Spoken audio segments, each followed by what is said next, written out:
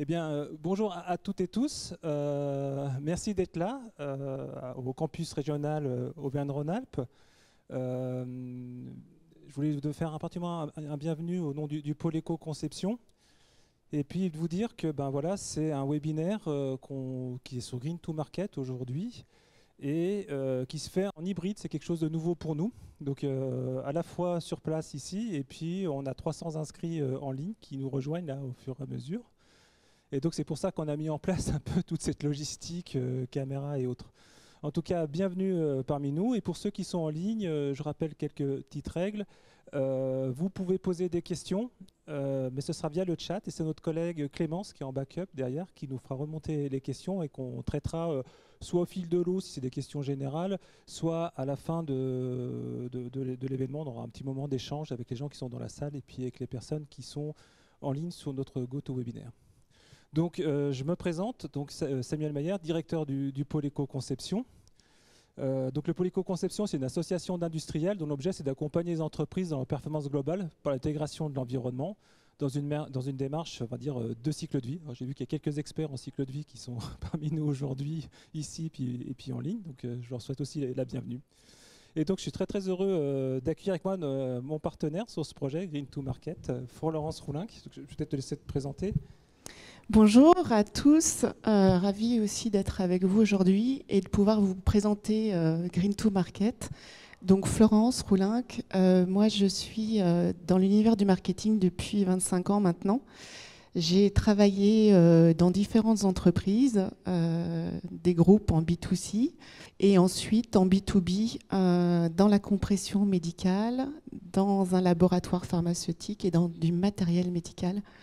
Voilà. Parmi nous, on aura Philippe Cantet. Alors, on a fait des petites vidéos pour que ça soit plus simple, mais je sais qu'il est en ligne avec nous. Donc, Philippe Cantet, c'est le patron en fait de Spring, qui est une société qui vous présentera tout à l'heure, qui vend des produits de nettoyage par correspondance. Alors, vous allez voir, on fait un focus particulier sur les produits de nettoyage, parce qu'on a aussi parmi nous Pauline Massard.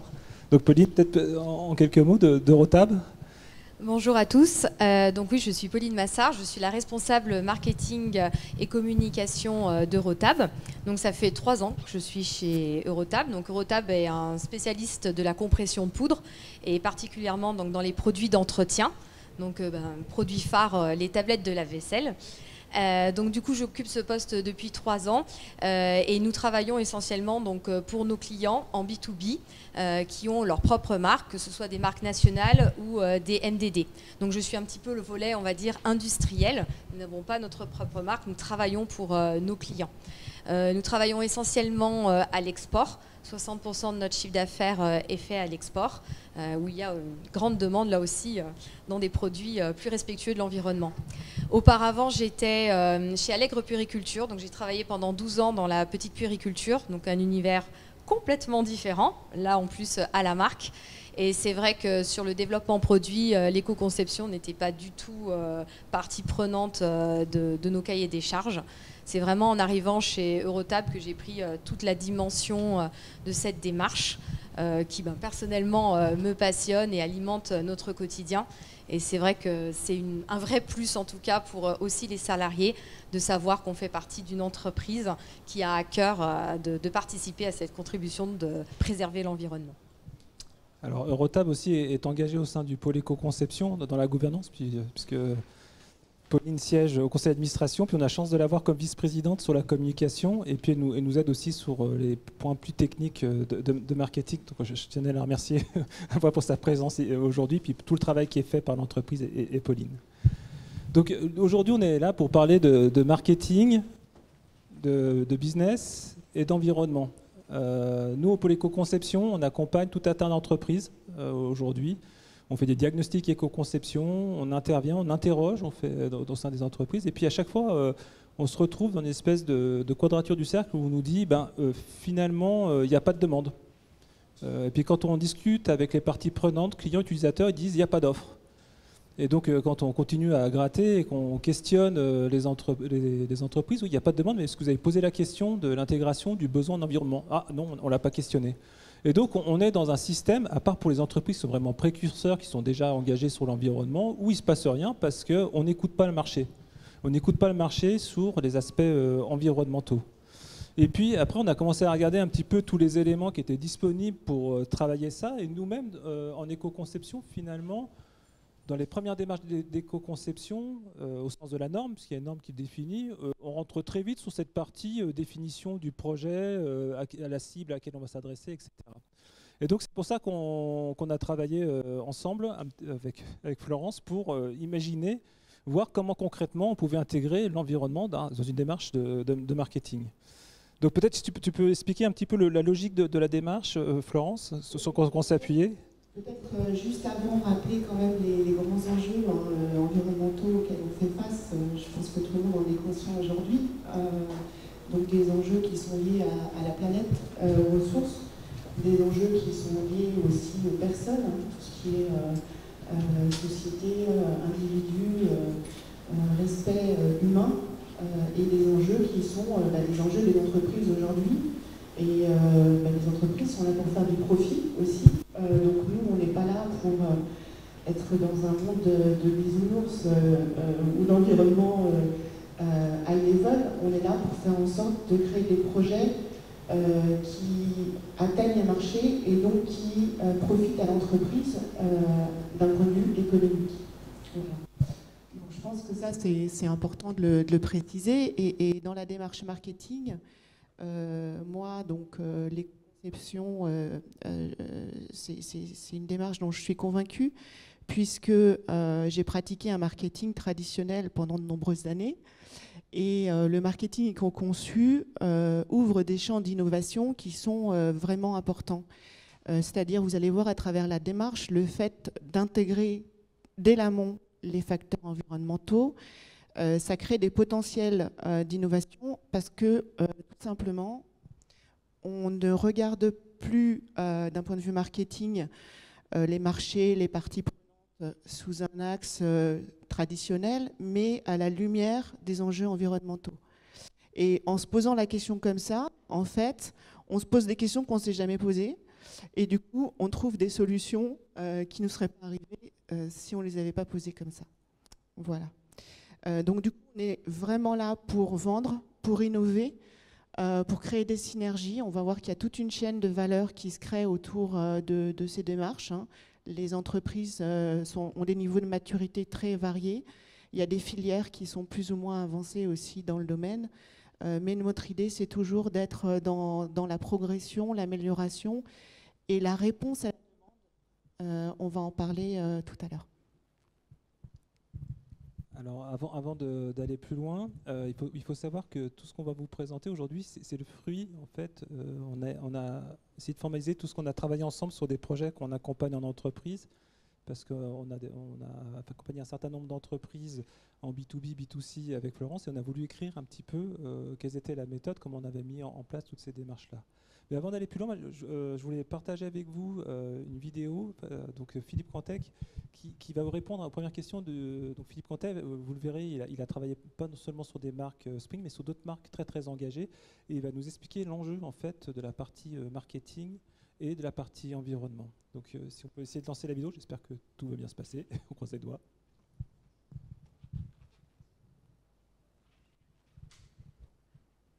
Je pense qu'on est dans une phase du monde où le sujet est devenu un sujet mainstream. En fait, c'est une attente consommateur maintenant qui est très forte, qui est vraie dans tous les produits, dans tous les services. Aujourd'hui, c'est plus uniquement un sujet militant. C'est une attente consommateur qui est très centrale. Et le fait d'y répondre de la meilleure manière possible, c'est un levier de valeur, comme tout levier, comme toute attente marketing décemment adressée. Associer marketing et environnement, c'est en fait une démarche qui consiste à répondre à une attente consommateur qui est très forte aujourd'hui dans tout l'ensemble des produits et des services. On veut aller vers une mieux-disance environnementale et pour la santé. L'associer avec du marketing, c'est s'assurer qu'on transforme en fait les offres d'une manière qui va pouvoir maximiser l'opportunité pour la marque qui le fait. Faire entrer l'environnement dans l'entreprise, c'est parfois un sujet qui est vu soit comme un sujet défensif, soit comme un sujet qui peut être un sujet de radicalité. Et dans les deux cas, finalement, on ne tire pas parti de l'opportunité, alors que accompagner le consommateur avec des nouvelles offres qui mutent progressivement au bon niveau, ça permet de maximiser l'impact avec des produits qui sont justement repensés et éco-conçus, et qui d'ailleurs sont amenés à évoluer dans le temps, en faisant en sorte d'embarquer le plus grand nombre. Et donc c'est bien ce ratio entre une offre plus environnementale au bon niveau qui va quand même convaincre le consommateur, et la quantité de consommateurs qu'on va être capable de convaincre. C'est ce mix-là qui va maximiser l'impact pour l'entreprise. Et donc, associer marketing et éco-conception, c'est la bonne manière pour trouver ce chemin qui progressivement maximise l'opportunité pour l'entreprise et permet à l'entreprise de se mettre dans une démarche vertueuse. Peut-être juste, je voulais rajouter, parce que je vois qu'il ne l'a pas dit dans la vidéo. Je pense qu'on est dans une phase... Ça repartit. Philippe Cantès est l'ancien directeur de Innocent, donc c'est lui qui s'occupait d'Innocent sur la France, donc une entreprise qui était positionnée sur ces aspects de transparence et qui s'est engagée sur Spring, mais on présentera le projet un petit peu plus tard. Oui, tout à fait. Et avant de passer à la méthode, je pense que c'est intéressant d'avoir aussi le retour de Pauline pour Eurotab. Oui, parce que c'est vrai que Philippe Cantet souligne ici un point important qui est de convaincre le consommateur. Et je dirais que pour nous, le plus grand enjeu aujourd'hui, c'est de rendre compréhensible ce que l'on veut revendre aux consommateurs. Parce que le consommateur, ce n'est pas un scientifique, hein, ça n'est pas un expert. Il est parfois méfiant, comme le disait aussi Philippe Cantet. Nous, ça, c'est vrai qu'on le voit beaucoup au travers des études consommateurs. Quand on leur présente par exemple des projets avec juste des labels environnementaux type Écolabel ou Écocert, on est toujours surpris. Un grand nombre de personnes ne connaissent pas, ne savent pas ce qui se cache derrière, ce que ça veut dire. Donc on a une sorte en tout cas une frange de la population qui est assez réfractaire et qui ne sera pas convaincue facilement. Donc nous, c'est vrai qu'on essaye vraiment à travers nos produits et notre communication d'être compréhensibles par le plus grand nombre pour faire adhérer le plus grand nombre. C'est une sorte de démarche d'amélioration continue. On n'est peut-être pas parfait dès le départ. On n'a peut-être pas le produit qui coche toutes les cases. Mais en tout cas, on veut que le consommateur le comprenne, que ça soit lisible et essayer d'en convaincre un plus grand nombre. C'est comme ça qu'on arrivera à faire changer un peu les choses. Voilà. Et c'est aussi le rôle du marketing de faire changer les choses. En tout cas, on en est convaincu. Voilà, donc comme Samuel le disait tout à l'heure, on va vous présenter un peu cette méthode Green to Market qui se veut simple et pragmatique et adaptable. Donc on n'est pas là pour avoir une méthode high level que personne ne puisse utiliser. On va vous présenter la méthode dans son ensemble, évidemment en fonction des projets, des entreprises et de leur niveau de maturité par rapport à la démarche environnementale. La méthode est complètement adaptable, on n'est pas obligé de suivre tous les jalons. Voilà, dans la vraie vie, ça ne se passe pas toujours comme on avait prévu, même souvent ça ne se passe pas comme prévu. Et du coup, voilà, la méthode, elle vient aussi de l'expérience qu'on a chacun dans nos métiers et sur les projets qu'on a accompagnés. Et elle on la retrouve dans trois étapes. Il y en a même une quatrième dont je vous parlerai tout à l'heure. La première étape, c'est une étape, on va dire, de diagnostic qui va nous permettre d'identifier les enjeux Green to Market prioritaires pour l'entreprise. La deuxième étape, c'est une étape qui tient à la stratégie. Donc on va en reparler en détail. Et le livrable de cette étape, c'est un plan marketing. Donc on est vraiment dans du concret. Et la troisième étape, c'est la mise en œuvre du projet. Globalement, comment ça se passe? Qu'est-ce qu'on recommande de faire à travers les expériences qu'on a eues dans cette méthode? Voilà, je vous propose de rentrer en détail. Tu veux peut-être rajouter quelque chose, Samuel? C'est vrai que la découverte des méthodes de marketing, moi j'ai un profil ingénieur, hein, je suis chimiste au départ, donc je suis assez loin du marketing. Et j'avais l'impression que ce serait la chimie pour ce qu'on voit sur l'home care, c'est assez intéressant. Pour autant, pour écouter les besoins clients, c'est pas forcément super simple. Et j'avais l'impression qu'il n'y avait pas de méthode, ou quand j'intervenais en entreprise, que c'était il n'y avait pas un processus clair et établi. Et c'est ce que j'ai découvert justement en faisant des accompagnements d'entreprises avec Florence, c'est qu'il y a un cadre méthodologique au marketing au moins qui donne un certain nombre d'éléments. Et donc tout le travail qu'on a essayé de faire, c'est comment intégrer l'aspect environnemental et la perspective cycle de vie dans ce cadre-là. Donc c'est tout l'objet de Green to Market. Voilà. Donc on va rentrer un peu dans le détail de chacune des étapes en essayant de ne pas être trop lourd ou trop pénible, et puis en illustrant systématiquement tout ce qu'on vous dit par ce qui se passe aujourd'hui dans les entreprises qui sont déjà en avance sur ces dimensions. Donc dans la première étape, on travaille sur le diagnostic, donc dans un premier temps sur le diagnostic externe de l'entreprise. Et cette étape va consister à faire un état des lieux, bien sûr du marché, à quel marché on s'adresse, quelles sont les attentes du marché. Donc Samuel le disait tout à l'heure, si on veut travailler sur l'environnement, il faut s'adresser à son marché en lui posant les questions environnementales dès le début. Il ne s'agit pas de développer un projet puis d'un seul coup de se dire « Ah bah tiens, on va faire de l'éco-conception et qu'est-ce qu'on peut bien faire ?» Non, ce qu'il faut, c'est savoir ce que l'utilisateur attend. Et quand je dis utilisateur, je pense aux entreprises qui sont en B2B, donc qui s'adressent à des clients, mais aussi aux entreprises qui sont en B2C, qui s'adressent à des consommateurs, ou en B2B2C. En fait, tout ça, c'est un peu la même démarche. Et on va parler produits aujourd'hui, mais la démarche, elle fonctionne aussi sur les services. On sait aujourd'hui que les services sont consommateurs de ressources, ont un impact environnemental, comme les produits. Donc la méthode est valable aussi pour les sociétés qui développent des services. Peut-être juste un point sur cette partie externe. En fait, on est obligé de confronter des choses qui des fois sont antinomiques, c'est-à-dire les enjeux environnementaux réels de l'offre produit, les enjeux environnementaux perçus dans le cadre de l'entreprise ou par ses clients ou utilisateurs. Et à un moment donné, ça ne se présente pas toujours au même endroit. Il faut bien voir que les utilisateurs, comme moi, quand on perçoit un produit, l'impact qu'on imagine, c'est par rapport aux déchets qu'on génère, ce qui est visible, etc. Mais dès lors qu'on rentre dans une démarche de perspective cycle de vie, je prends des produits de nettoyage, je ne suis pas sûr que pour tout le monde, c'est très clair qu'il peut y avoir un problème sur la production d'huile d'huile de palme. Pour autant, les tensioactifs, pour la plupart, sont issus d'huile de palme et que c'est un enjeu environnemental.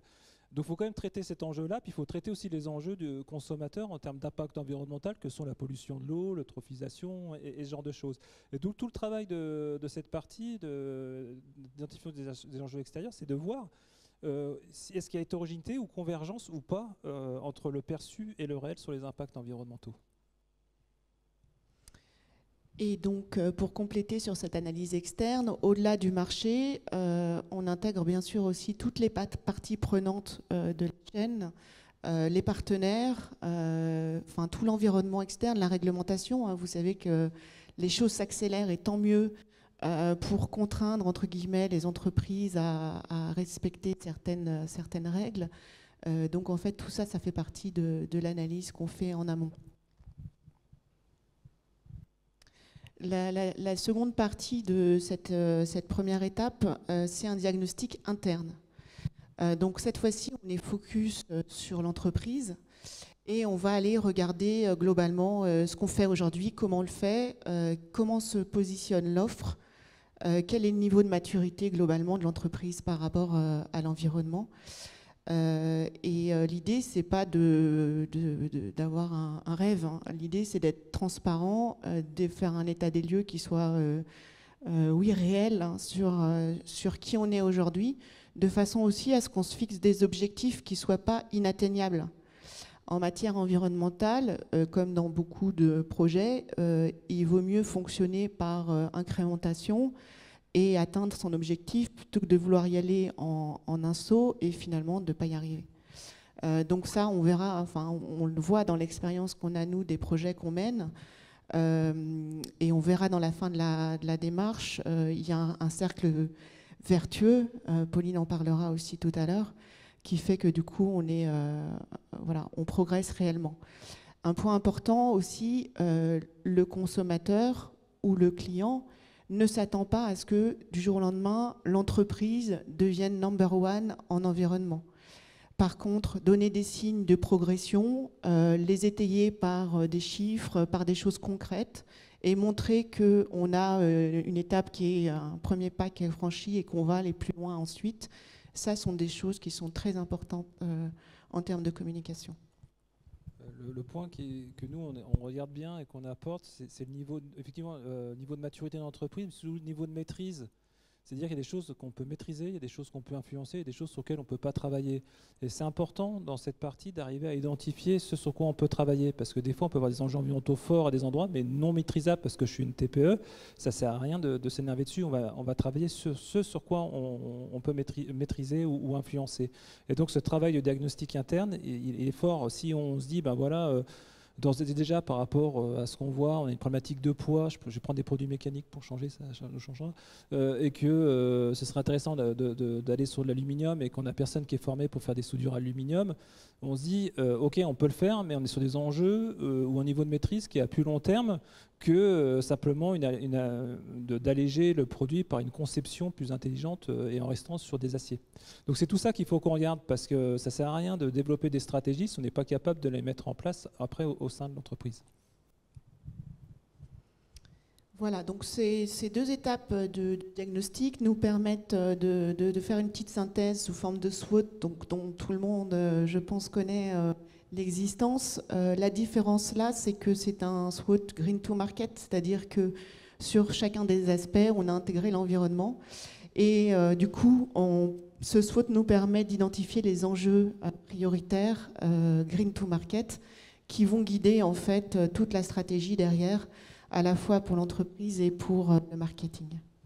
Il faut bien comprendre que le SWOT, il est nourri par des templates qui sont avec une intégration du cycle de vie. C'est-à-dire que pour arriver au SWOT, quand on regarde menaces, opportunités, etc., on ne le regarde pas uniquement conso, utilisateur ou production, on va le regarder de l'extraction des matières premières jusqu'à la fin de vie. Donc il y a un processus quand même pour arriver à identifier tous ces enjeux, pour arriver au SWOT et identifier là où ça peut être intéressant de travailler. Voilà, et pour être un petit peu concret, on peut peut-être, Pauline, parler de cette partie chez Eurotab pour tout ce qui est enjeux environnementaux. Oui, alors c'est vrai, comme le dit Florence, la partie diagnostic, elle est très importante et comme le dit Samuel, on ne peut pas tout retenir. C'est vrai que quand on fait cette analyse interne et externe, il y a énormément de choses qui ressortent. Donc on est obligé aussi de faire des choix. Alors chez Eurotab, je peux vous citer deux enjeux environnementaux que l'on a décidé de retenir et sur lesquels la stratégie d'entreprise va se caler, puis la stratégie d'innovation produit. Alors le premier des enjeux pour nous, c'est la réduction d'utilisation des ressources et notamment avec un focus sur l'eau. Donc dans les produits de détergence, vous n'êtes pas passé à côté. Dans les rayons, on voit énormément de bidons avec du liquide. Donc ça veut dire du liquide pour la fabrication, du liquide qui compose le produit, du liquide évacué chez le consommateur. Donc ça, c'est un petit peu notre premier fer de lance parce que nous, avec notre détergent solide, j'en reparlerai un petit peu plus tard, avec notre format tablette, l'eau, on coche déjà une bonne case et on peut même aller plus loin. Et le deuxième enjeu environnemental que l'on a décidé de retenir, c'est la réduction de l'utilisation des plastiques à usage unique. Parce qu'aujourd'hui, bien sûr, vous n'êtes pas passé à côté des images d'océans et de continents plastiques qui naviguent au travers. Donc ce sont vraiment ces deux chantiers sur lesquels nous on s'est dit, en interne, on a déjà une partie de la solution, on peut aller plus loin et on peut vraiment contribuer à réduire ces impacts-là. Un autre paramètre qui est important, c'est de prendre en compte la concurrence industrielle. Et nous, on s'est rendu compte via les sollicitations de nos prospects et de nos clients qu'il y avait quand même un manque en plus à ce niveau-là. Donc c'est vrai qu'aujourd'hui, on est sollicité aussi bien par des très grands lessiviers internationaux que par des petites startups. Et tout l'enjeu, c'est de se dire, Eurotab, où est-ce que l'entreprise se situe, à qui elle peut s'adresser, quelles sont nos forces internes, qui font qu'on va avoir un certain niveau de flexibilité, mais qui aura aussi ses limites. Donc du coup, comment est-ce qu'on l'intègre? À qui on répond? Bien sûr, on adorerait répondre à tout le monde, hein. Ce serait l'idéal, mais on est obligé de le prendre en compte dans cette analyse pour bâtir une stratégie d'entreprise qui est vraiment pérenne et durable. Donc il y a tellement de demandes en environnement que vous êtes obligé de faire des choix, c'est ça? Et il y en aura de plus en plus. Donc, bonne transition sur la partie stratégie, puisque c'est effectivement la deuxième étape de la méthode Green to Market. Là, on va s'attacher à la stratégie d'entreprise, travailler sur la mission, la vision, les valeurs, parce que forcément, il va falloir être cohérent dans l'ensemble. Il ne s'agit pas de faire de l'éco-conception si l'entreprise ne porte pas le sujet à travers sa RSE, à travers sa stratégie. Et on va donc, au bout de cette partie, pouvoir définir les objectifs stratégiques de l'entreprise. Et du coup, une fois que cette étape est franchie, on passe à la stratégie marketing qui effectivement est forcément en cohérence avec la stratégie de l'entreprise. On va définir les objectifs marketing comme dans une démarche classique. Et puis, on va challenger le business model. Donc ça, c'est quelque chose d'assez nouveau, en tout cas par rapport à un marketing traditionnel où globalement, on fabrique, on vend et puis on jette. Je fais simple, mais voilà. Peut-être tu peux en dire un petit mot, Samuel, de ces différents business models, de tout ce qui est circularité. Oui, en fait, on se rend compte qu'avec la pensée en cycle de vie, ça nous permet d'innover sur les modèles économiques et qu'on peut créer de la valeur ailleurs ou à d'autres endroits sur le cycle de vie qu'uniquement à l'endroit où vous allez avoir un échange avec votre client. Donc la première chose, c'est comment vous allez pouvoir allonger la durée de vie de votre produit avant qu'il arrive en fin de vie. Donc il y a des boucles de réparation, de remise à neuf du produit qui peuvent être mises en place. Donc ça, c'est des business qui sont en train de se faire. La question, c'est en tant que metteur sur le marché, est-ce que c'est un besoin, une offre que j'adresse, ou est-ce que je laisse d'autres acteurs du milieu faire le business sur mes produits pour l'allongement de la durée de vie.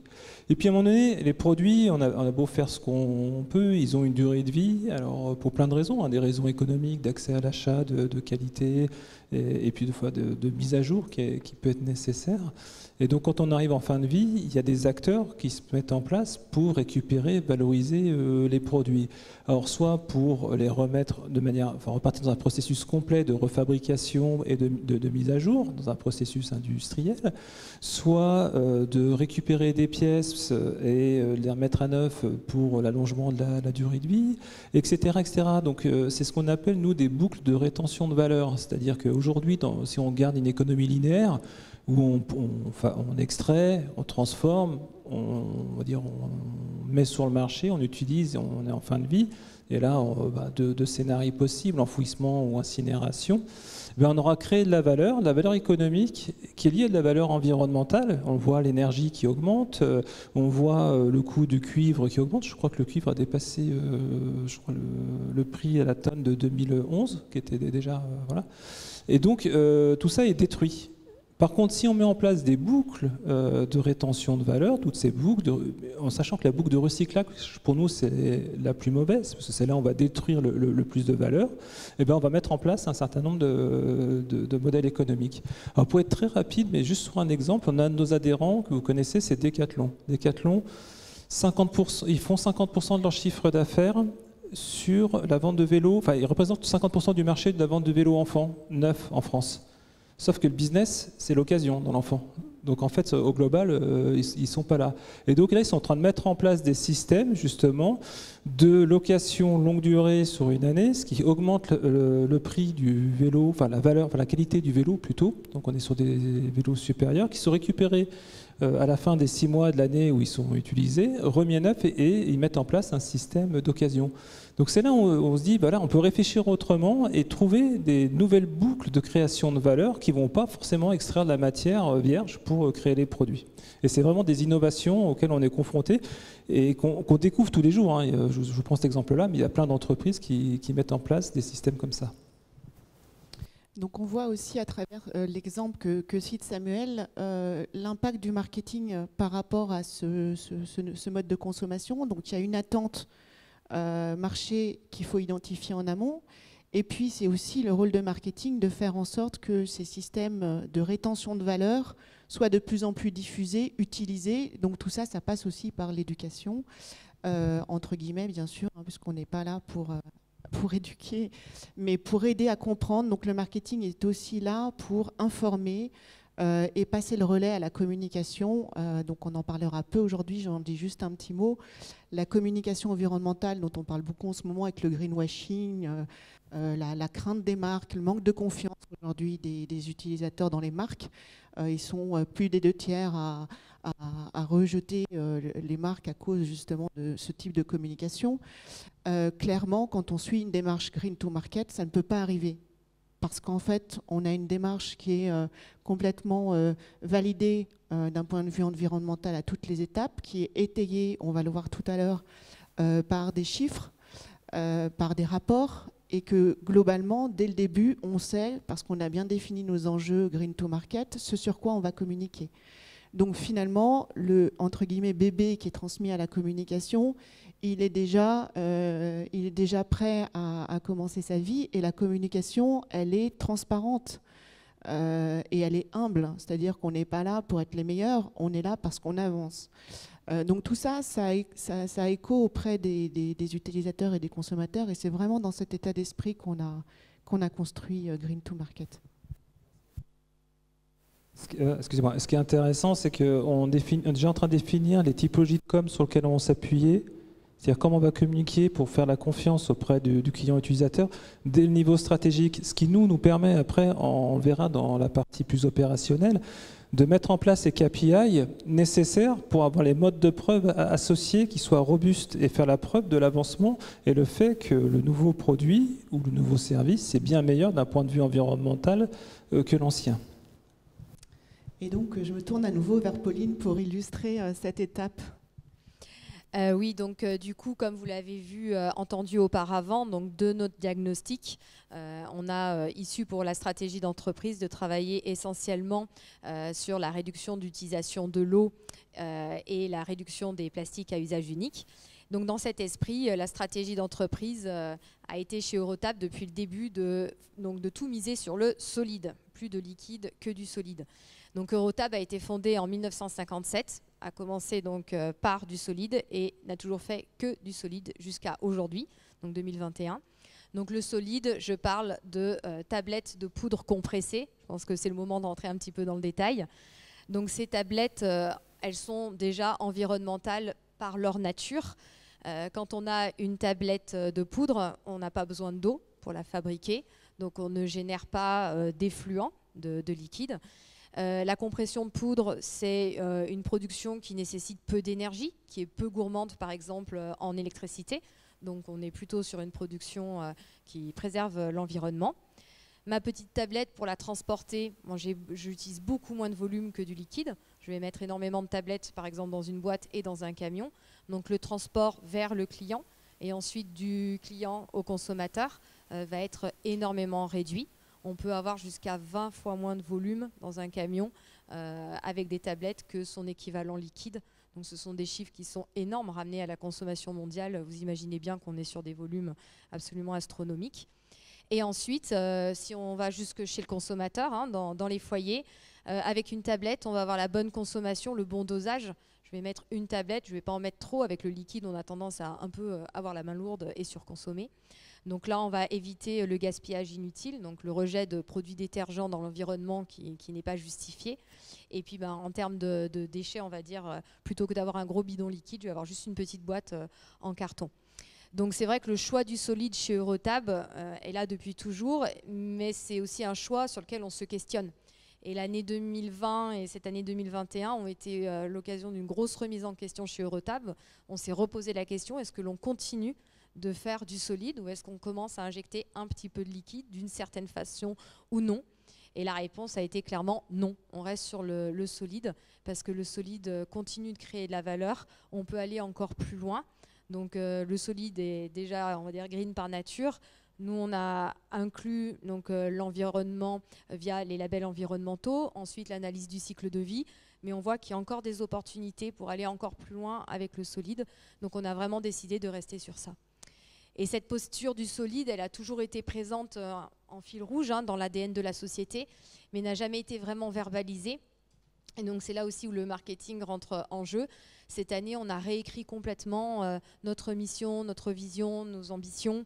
les valeurs d'entreprise, pour que vraiment toute l'entreprise soit fédérée autour de ce projet et que vraiment cette volonté cascade dans tous les services en fait, pas uniquement au niveau de la R&D qui va développer la formule, la cellule packaging qui va faire le pack, mais que vraiment tous les services soient mobilisés autour de cet enjeu de la détergence solide. Voilà, donc ça va arriver bientôt. Pour l'instant, c'est en cours de finalisation. On a hâte de voir ça. Merci Pauline. On poursuit un petit peu le déroulement de la méthode avec cette troisième étape qui est la mise en œuvre du projet Green to Market dans l'entreprise. Et on rejoint donc bien sûr ce que disait Pauline. L'idée, c'est pas que ce soit un individu marketing et un individu éco-conception qui aille travailler l'offre dans l'entreprise, mais on travaille vraiment en mode projet avec des équipes pluridisciplinaires. Donc Green to Market démarre idéalement très en amont, c'est-à-dire sur des phases d'innovation, où là on est généralement dans des groupes assez réduits, voilà, sur de la génération d'idées. Et ensuite on passe en mode projet, avec des équipes un peu plus construites. Donc évidemment, en fonction des tailles d'entreprise, on a plus ou moins de services représentés. Hein. Là, le schéma que vous avez, c'est quand même un schéma, on va dire, qui s'adapte plutôt à un groupe. Mais on peut imaginer, dans une PME, de pouvoir adapter ce schéma-là. Donc ce qui nous apparaît important dans cette équipe projet, c'est d'avoir des compétences internes, bien sûr, mais aussi des compétences externes, et donc d'aller chercher ce qui manque dans l'entreprise, d'aller chercher des parties prenantes pendant le déroulement du projet, donc des partenaires, des fournisseurs, je ne sais pas, des associations, des organismes réglementaires, et bien sûr des utilisateurs, donc là c'est mon côté marketing qui parle, et intégrer dès le démarrage de ce projet des personnes qui vont utiliser soit le service, soit le produit. Alors, nous, ça nous a un petit peu perturbé au début, tout ça, parce que je reviens sur la norme d'éco-conception. Nous, on est ingénieurs, on applique les normes, voilà, c'est carré. Et la norme d'éco-conception, elle nous disait, voilà, il faut une politique éco-conception, vous vous débrouillez pour la faire, et puis après, vous mettez en œuvre votre projet d'éco-conception, vous définissez une unité fonctionnelle, vous faites une évaluation initiale, enfin, bon, vous mettez en place tout le procédé. Et donc, cette bloc-là, nous, on ne l'avait pas, donc ça veut dire que les équipes ont tiré dans tous les sens. Donc, le marketing stratégique sur lequel nous, on n'était pas présents, le fait d'y être, ça a permis d'avoir des orientations. Juste pour rappel, hein, en ACV, on peut avoir 20 catégories d'impact. Donc, si vous voulez, c'est faire une analyse multicritère, 5 étapes du cycle de vie, 20 indicateurs d'impact. Si vous n'avez pas une orientation claire, ça va être compliqué à faire. Hein. Donc ça, c'est quand même super important, ce qui fait que quand on arrive dans la partie opérationnelle, on sait à peu près où on va, comment on va et quels vont être les compromis. C'est-à-dire, aujourd'hui, c'est qu'est-ce qui est important pour l'entreprise. Si c'est un prix marché, on le sait. Donc on sait jusqu'où on peut arriver avec l'environnement. L'environnement, ça peut être un endroit pour faire des gains sur les matières, etc. Puis des fois, c'est une source de coût parce que vous allez voir substituer par une autre matière qui peut être un peu plus chère parce que plus nouvelle, donc avec un coût d'accès qui est peut-être pas le même. Et après, il y a l'acceptation business, parce que si vous laissiez juste à nous, on va vous définir l'unité fonctionnelle au sens de l'éco-conception et d'ingénieur. C'est une fonction d'usage et ce sur quoi elle s'applique pendant un nombre d'usages ou d'années. Je ne suis pas sûr que ça soit ce sur quoi tu travailles, ça ne va pas suffire pour l'aspect marketing. Et donc c'est tout le travail qu'on a dû faire. Et puis en fait, on s'est aperçu en travaillant avec Florence que ces premières phases de conception, nous, quand on faisait vraiment d'innovation, nouveaux produits, on avait juste l'unité fonctionnelle et il fallait qu'on aide le marketing et les autres équipes qui étaient très tôt dans le projet à prendre des orientations. Ok, on va plutôt sur du plastique, on va plutôt sur du bois, quelle durée de vie, comment on va faire, qu'il faut intégrer dans l'équipe projet. Alors tout de suite, nous on intervient, on dit voilà, l'équipe projet, il faut prendre des acteurs de la fin de vie, là il va y avoir une problématique emballage, il va y avoir telle problématique. Et donc c'est d'amender un petit peu tout ça et de faire des premières orientations sans rentrer dans des démarches, on va dire, d'études très très sensibles au départ. Et donc il a fallu qu'on s'adapte à ça. Et puis qu'on ait un langage commun, parce que ce n'était pas toujours évident. Oui, bon voilà, j'ai tant de grammes pour l'eutrophisation en telle molécule. Le marketing, je ne suis pas sûr que ça leur parle beaucoup. Donc il a fallu qu'on travaille là-dessus. C'est toute cette partie opérationnelle. Donc là, si vous voyez, si cette diapo d'apparaît, s'il vous plaît, c'est les différentes étapes d'une démarche d'éco-conception. La partie marketing stratégique, l'étape 1 et 2, ça nous a enlevé une épine du pied parce que c'était jamais traité dans les documents d'éco-conception. Et donc on avait un positionnement clair. Et après, on peut déployer des outils plus précis. Pour être clair, on identifie les enjeux environnementaux dans la partie stratégique, mais de manière générale sur le cycle de vie complet autour d'une business unit ou de l'entreprise. Quand on arrive là, on est sur le projet, c'est-à-dire que sur le projet précis, le type de produit, le marketing nous dit à la durée de vie à peu près que ça doit avoir, à qui ça doit s'adresser, toutes les fonctions contraintes auxquelles il faut répondre, et pas uniquement une fonction d'usage. Donc voilà un petit peu les éléments qui sont importants. Et après, le travail, c'est plutôt le lien entre les équipes projet environnement, les équipes de développement, les équipes de marketing. Quand est-ce qu'on arrive? Quand est-ce qu'on met les éléments? Et comment on intervient dans l'aspect compromis? Puisque c'est ça, il faut faire des compromis pour arriver au produit final. On ne fait jamais le produit dont on a rêvé, malheureusement. C'est vrai, un jour peut-être.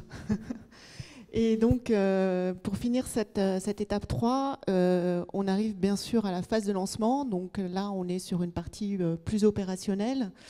Je ne l'ai peut-être pas suffisamment dit, mais évidemment, l'équipe de vente ou les ventes, la dimension commerciale est intégrée dans l'équipe projet très en amont. Hein. Il ne s'agit pas d'arriver là et de dire à l'équipe commerciale, ben voilà, vous allez vendre ce produit éco-conçu qu'on a développé dans notre coin.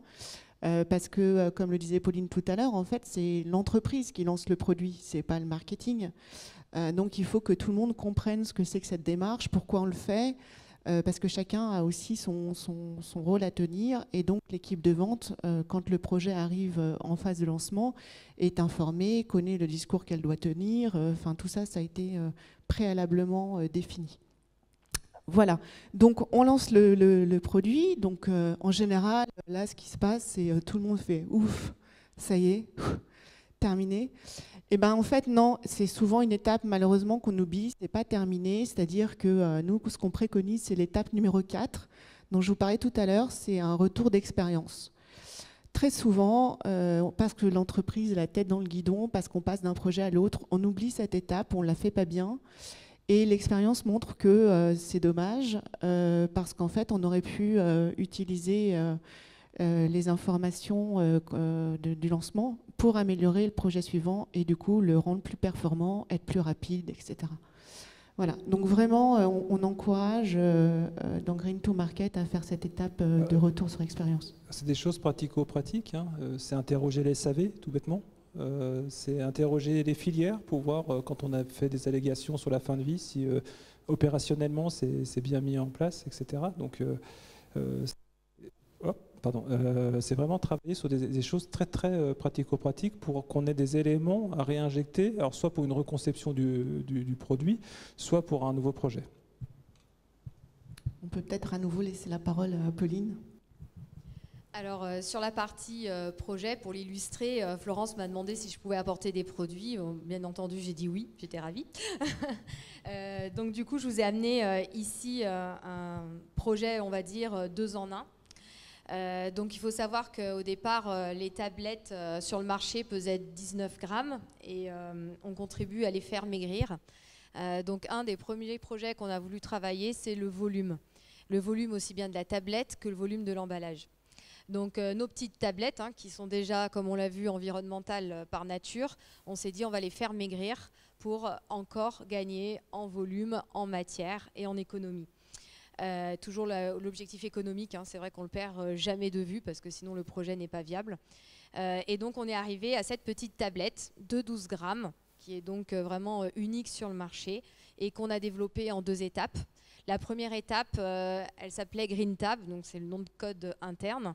On était sur une tablette, enfin on est toujours, hein, cette formule est toujours disponible, sur une tablette écolabel qui est composée à 93% d'ingrédients naturels et qui est biodégradable à 91%, pour laquelle on a été d'ailleurs récompensé par un prix de la part de chimistes. Donc c'est très bien, on aurait pu décider de s'arrêter là. Mais on s'est dit, on va aller encore plus loin, parce que nos clients aussi nous poussent à le faire. Et là, on s'est dit, on va retravailler nos formules et aller encore plus loin sur la composition d'ingrédients naturels, sur la biodégradabilité. Et donc, ça nous a amené à GreenUp, qui est ici, 2e nom de code, où on est à 98% d'ingrédients naturels et biodégradables à 97%. Donc, vous allez me dire, on est toujours au-dessus des 90. Oui, mais ces petits pourcentages grappillés font quand même toute la différence. Donc 12 grammes, super puissant et super green. Par contre, décemment, cette petite tablette, je ne peux pas la vendre dans une grosse boîte. Ça ne marche pas. Il faut aussi que je travaille le conditionnement. Et donc, on a un deuxième projet qui a été lancé en parallèle, donc toujours un travail sur le volume, mais cette fois-ci sur le volume de la boîte. Donc là, on a un nom de code de projet très glamour, elle s'appelle boîte A. Donc l'idée, c'était de calibrer une nouvelle taille de boîte pour venir accueillir ces 12 grammes. Donc avec cette nouvelle boîte, on utilise 25% de carton en moins. Mais 25 plus 25 plus 25, au final, ce n'est pas que l'épaisseur du trait. Alors je voudrais vous dire que tout ça, c'est magnifique, ça fonctionne, c'est merveilleux, mais je pense que c'est intéressant aussi de montrer les limites de ces projets, avec des points qui sont pour nous des sources de frustration. Alors le premier point, c'est la partie formulation. Sur GreenUp, donc on est écocert, donc il y a un certain nombre d'ingrédients auxquels nous n'avons pas accès. Sauf que quand vous faites une tablette de lave-vaisselle, le consommateur attend quand même de la brillance à la fin. Et aujourd'hui, la liste des ingrédients ne nous permet pas d'atteindre les standards que l'on voudrait. Donc on sait que le consommateur peut avoir une pointe de déception. Mais aujourd'hui, au niveau chimie, on n'a pas les ingrédients qu'il faut pour atteindre cette qualité attendue par le consommateur, tout en respectant le label environnemental. Donc bien sûr, on ne s'avoue pas vaincu, on continue d'y travailler. Mais voilà, c'est aujourd'hui en tout cas une partie qui nous limite et qui nous frustre sur la partie efficacité. Et il y a un deuxième point sur lequel on arrive en limite, ce qui est très frustrant, c'est que parfois je suis absolument très fière de présenter cette boîte au client, et le client me dit, enfin en rayon c'est un peu petit, hein. Moi je ne peux pas mettre toute ma communication et puis il ne va pas se voir, donc non, je préfère la taille au-dessus. Donc là pour nous c'est très déceptif d'aller mettre de la petite 12 grammes dans une grosse boîte, mais voilà, il y a encore des choses à changer, des codes de marché à changer.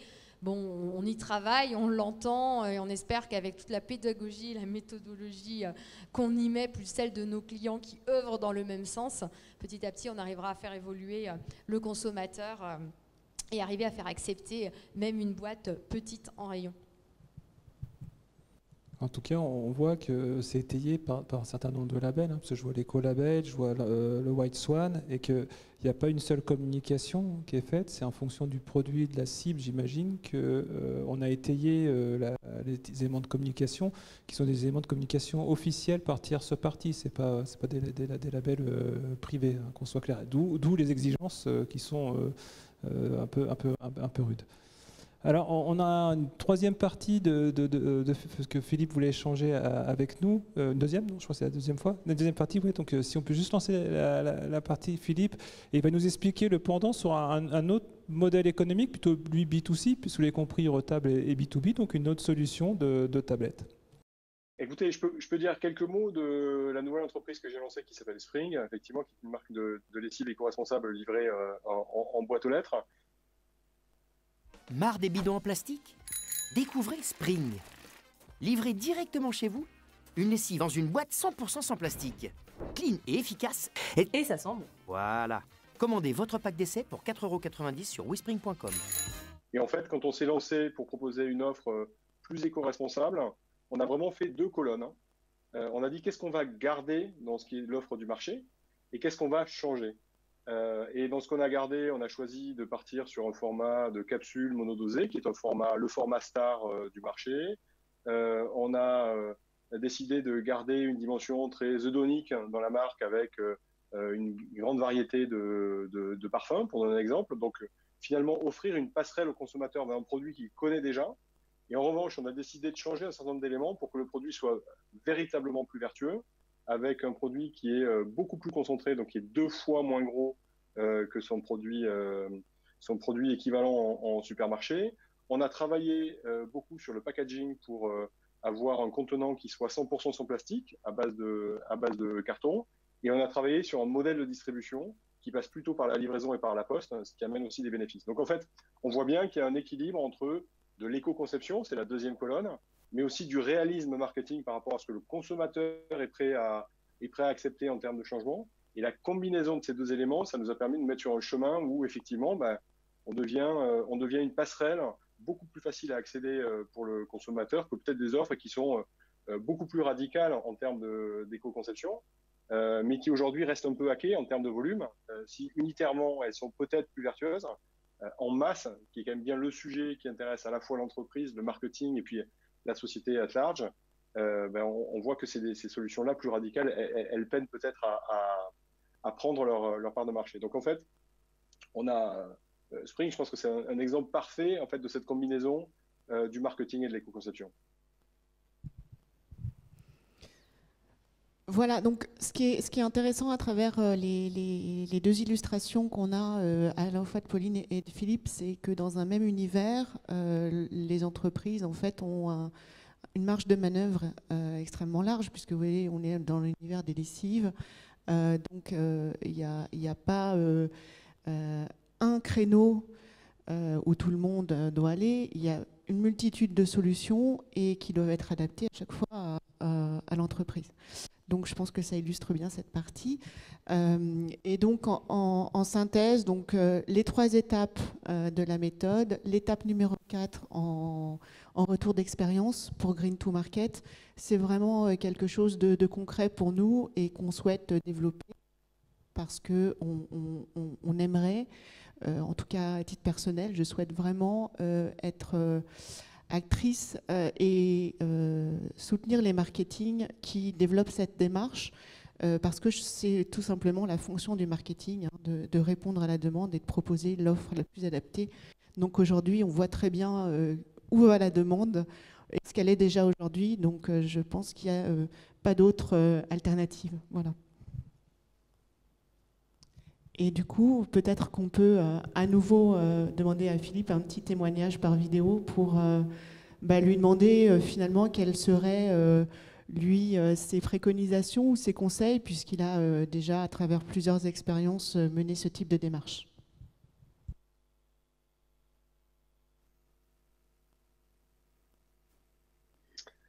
Moi, mon conseil, c'est d'abord, je pense que moi, j'ai été étonné positivement étonné par 2 choses à l'occasion du lancement de mon dernier projet. Le premier, c'est à quel point les consommateurs sont prêts à suivre, et même en amont de la conception du produit, puisqu'on avait constitué une communauté, qu'on a travaillé avec cette communauté pour définir un certain nombre des éléments de notre mix marketing. Et donc, mon conseil auprès d'entreprise, c'est de dire, voilà, servez-vous de cette force en fait qui vient de vos clients, que ce soit des clients individuels ou des entreprises, quel que soit votre secteur d'activité, parce qu'aujourd'hui, il y a un vent qui souffle dans toutes les voiles, c'est celui-là, et en fait, ouvrez votre porte, et il y a un potentiel de tirer de l'énergie de cette demande de changement. Et puis le deuxième élément qui m'a surpris et qui drive un deuxième conseil, c'est que pour autant qu'on soit tous en attente d'une meilleure solution, le consommateur devient très éduqué, il doute par principe, et donc toute démarche qui va être peut-être moins sincère, plus défensive, plus tournée vers de la com, mais qui passe pas par le fond du sujet, va être très vite identifiée. Donc je pense que le sujet, c'est pas tant d'être parfait, parce que personne ne l'est, mais que d'être transparent et d'être en mouvement. Donc mon conseil, c'est vraiment de placer cette éco-conception au cœur de l'entreprise, notamment dans les mains du marketing, pour que le sujet soit traité dans le fond et que les progrès puissent être mis en avant, que le produit puisse être argumenté sans qu'il ait besoin d'être parfait. Et puis finalement, c'est un chemin, c'est un cheminement. Et c'est un ensemble de process qui permettent de mettre l'entreprise avec ses clients sur le bon chemin. Voilà, on remercie bien Philippe qui ne pouvait pas être avec nous, et puis Pauline.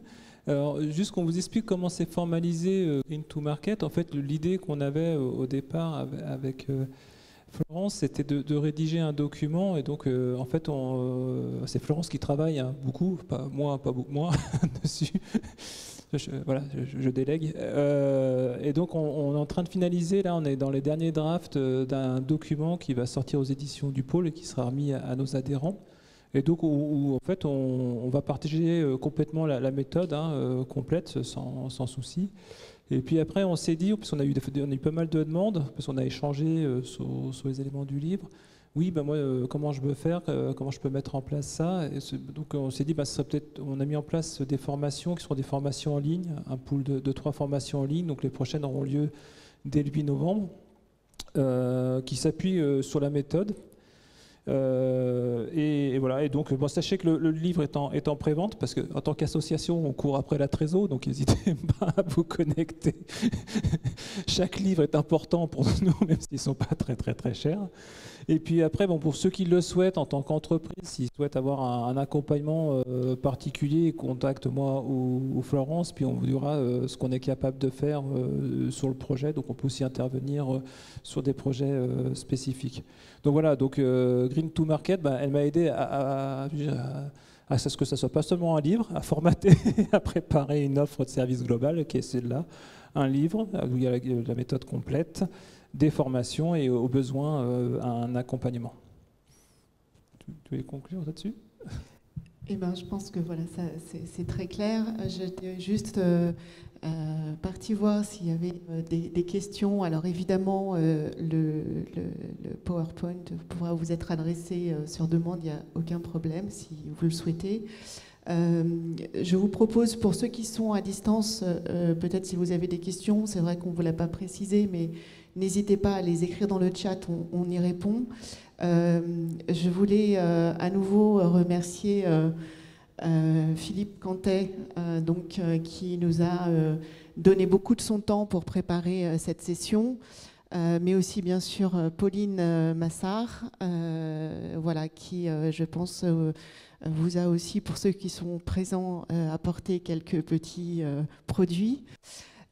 Et bien sûr Samuel, puisqu'en fait Green to Market n'existerait pas sans lui, et je souhaite vraiment une très longue vie au pôle éco-conception. Il y a énormément de demandes, on en parlait juste avant le démarrage du webinaire.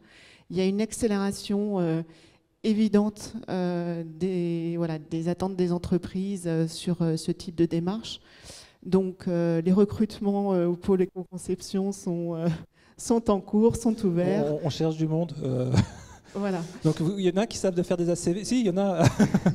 N'hésitez pas à venir nous voir. Donc tout ça, c'est très bon signe et bien sûr, on est là pour vous accompagner aussi dans la démarche. N'hésitez pas si vous avez des questions aussi dans la salle. N'hésitez pas à lever la main, je vous passerai le micro.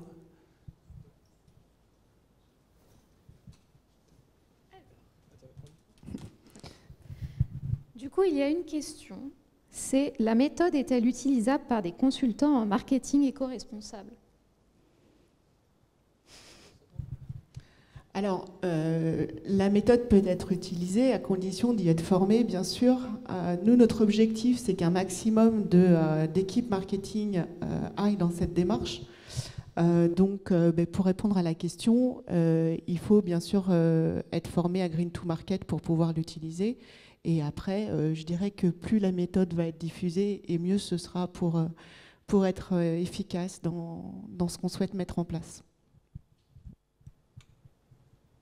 Peut-être des questions dans la salle, oui. Je vais mettre Je vais vous passer le micro pour que les gens puissent s'entendre. Merci. Ça va aller.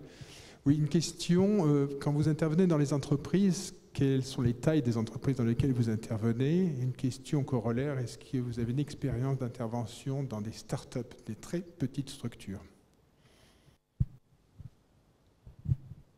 Alors, nous, on intervient dans tout type d'entreprise, que ce soit des TPE, PME, grands groupes. En fait, après, c'est l'organisation interne, le management interne qui va être différent, et la réactivité. Après, sur des startups, très concrètement, nous, on intervient chez Philippe Cantet, qui est une startup aujourd'hui, qui lance son produit. Et c'est vrai que c'est très challengeant parce que les startups, l'offre est déjà lancée, mais le champ d'opportunité est super ouvert dans une startup. Il y a moins de contraintes de développement que dans une entreprise qui est liée à un processus industriel ou déjà des contraintes de fournisseurs ou de retail qui sont déjà définies. Donc nous, startup, c'est pas que c'est plus difficile, mais ça nous oblige dans la phase amont de marketing stratégique, d'amener des choses et de prendre plus de risques d'un point de vue environnemental. Ouais. Et pour la partie marketing, évidemment, puisque c'est là qu'on définit vraiment la genèse du sujet, donc oui, tout à fait. Est-ce qu'il y a d'autres questions dans la salle ou peut-être à distance? Je vais monter, ça me fait mon sport. Hop. Il y a une question dans la salle.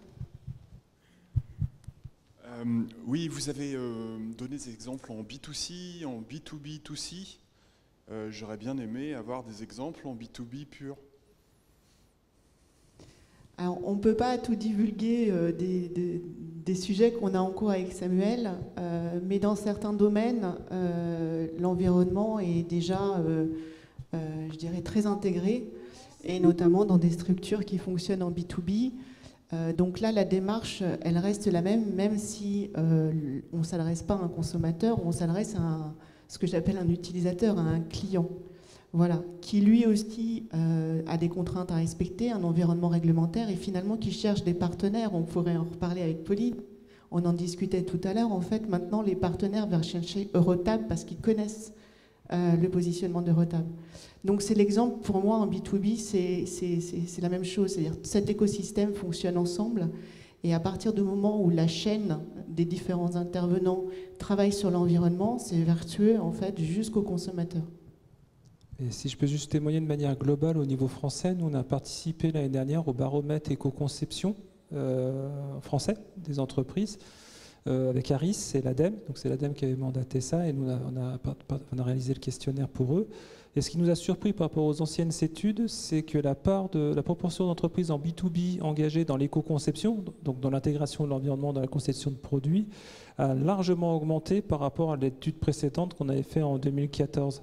Alors qu'en 2014, le point qui était difficile pour l'assembleur, le metteur sur le marché, c'était de trouver les fournisseurs qui avaient une offre disponible et des innovations à proposer. Et je pense que ça a amorcé et que ça a engagé après les entreprises derrière à proposer des choses pour se différencier sur la partie environnement. Est-ce qu'il reste des questions? Non? Ok, très bien. Écoutez, on est presque merci. dans les temps. Ouais. Merci à tous pour votre attention, en présentiel et en distanciel. On est vraiment ravis d'avoir pu vous présenter la méthode Green to Market. Alors pour ceux qui sont en distanciel, je leur invite à prendre leur déjeuner. Ceux qui sont en présentiel, je les invite à nous suivre. C'est l'avantage du présentiel, et à échanger un petit moment convivial. On a un petit catering à vous proposer, puis ce sera peut-être le moment d'échanger sur vos projets, sur vos questions que vous pouvez avoir et autres. Ok, merci pour votre présence et pour votre écoute.